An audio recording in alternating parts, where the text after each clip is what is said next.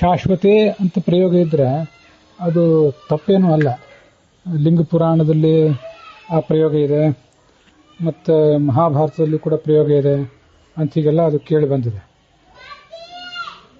ಕೈವರ್ತಾಯ ಕಿರಾತಾಯ ಮಹಾವ್ಯಾಧಾಯ ಶಾಶ್ವತೆ ಅಂತ ಲಿಂಗ ಪುರಾಣದಲ್ಲಿ ಪ್ರಯೋಗ ಇದೆ.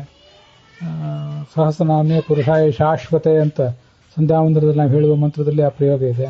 ಹಾಗಿದ್ದಾಗ ಅದೇನು ತಪ್ಪಲ್ಲ. ಅಂಥ ಪ್ರಯೋಗಗಳು ಬೇರೆ ಬೇರೆ ಕಡೆ ಕಾಣ್ತಿರ್ತವೆ.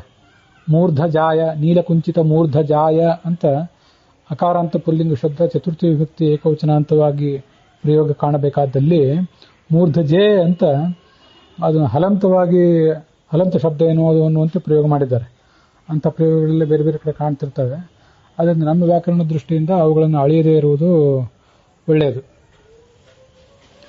ಅದರಿಂದ ಶಾಶ್ವತೆ ಅನ್ನೋ ಪ್ರಯೋಗ ಸಾಧುವೇ ಆಗಿದೆ ಅಂತ ನನ್ನ ಆಲೋಚನೆ.